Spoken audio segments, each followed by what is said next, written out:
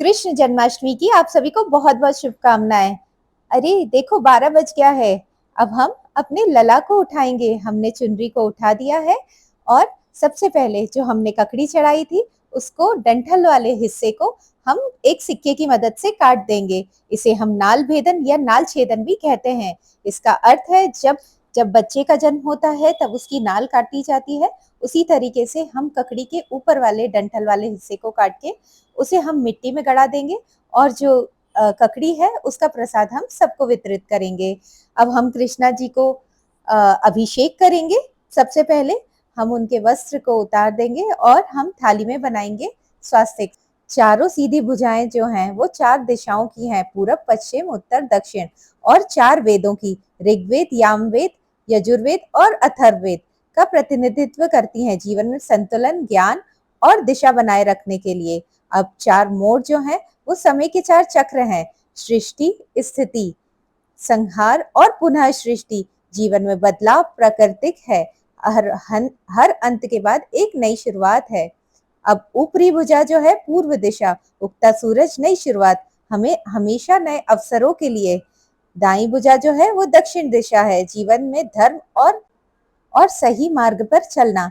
नीची भुजा जो है वो पश्चिम दिशा है, अतीत से स्वीकार कर आगे बढ़ना।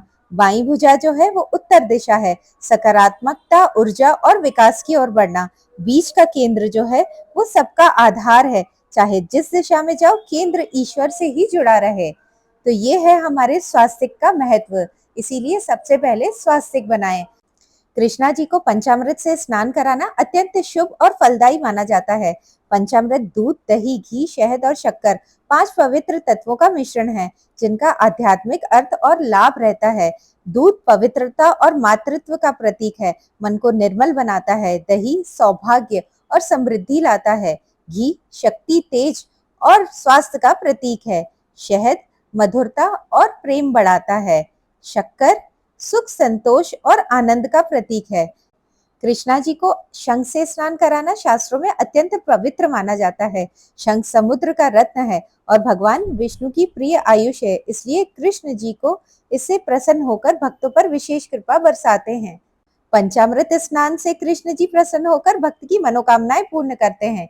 पापों का नाश होता है और घर में लक्ष्मी कृपा आती है और जीवन में सुख समृद्धि बनी रहती है। जन्माष्टमी पर जो भी ये अभिषेक विशेष रूप से करता है ये अत्यंत शुभ माना जाता है। इसके तत्पश्चात हम कृष्ण जी को उनके नए वस्त्र पहनाएंगे जो हम 12 बजे के बाद उन्हें सजाएंगे। ये हमने उनकी ड्रेस पहना दी है, उनकी पोशाक पहना दी है और अब हम उनके गले में डालेंगे चुनरी। चुनरी की जगह ये आजकल जो चलते हैं वो हम डाल रहे हैं। हमने उनको गले में हार पहनाया, कानों में कुंडल पहनाया, उनकी बहुत ही अति प्रिय बांसुरी दी और उनको मुकुट लगाया। उनके पास हमने रखी गाय, उनकी जो सबसे प्रिय। सबसे पहले हम स्थापना करेंगे गणेश जी की। किसी भी पूजा के पहले गणेश जी का स्थान सबसे पहले होता है, तो हम उनकी स्थापना करके उन्हें दूर्वा चढ़ाएंगे, उन्हें फूल चढ़ाएंगे और उन्हें हम आरती के रूप में वस्त्र चढ़ाएंगे। अब हम चढ़ाएंगे कृष्णा जी के 7 अति प्रिय भोग जो वो आपको मनोकामना पूर्ण करने में बहुत लाभ देंगे। सबसे प्रिय भोग है उनका माखन जो सुख समृद्धि घर में लाता है और प्रेम और आनंद बढ़ाता है। दूसरे हैं सूखे मेवे जो पौष्टिक और ऐश्वर्य का प्रतीक हैं। धन में वृद्धि सेहत और घर में ऐश्वर्य का आगमन होता है। तीसरा है मिठाई जो जीवन में मिठास और आनंद लाने वाली होती है। रिश्तों में प्रेम बढ़ता है और मनोकामना पूर्ण होती हैं। चौथी ही पंजरी जो पारंपरिक प्रसाद है, बल और ऊर्जा का प्रतीक है जो रोगों की रक्षा रोगों का नाश करती है।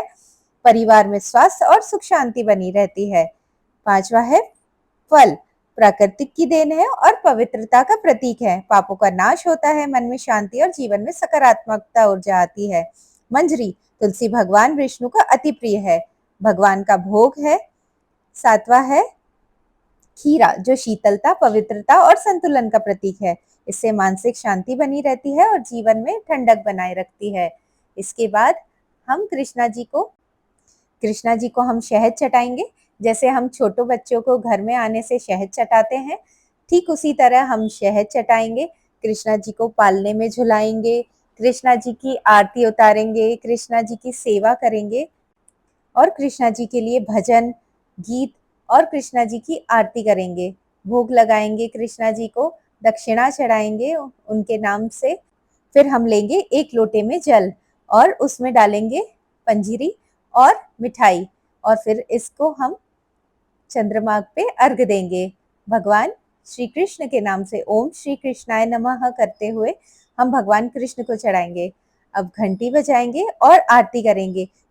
जो भी कृष्ण जी की आरती आपको आती हो, कृष्ण जी की आरती कीजिए या विष्णु जी की आरती कीजिए।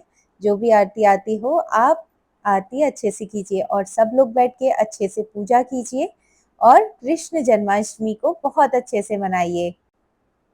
क्षमा मांगिएगा और मुझसे कुछ भी भूल चूक हुई हो मुझे क्षमा कीजिएगा। जन्माष्टमी की आप सभी को बहुत बहुत शुभकामनाएं।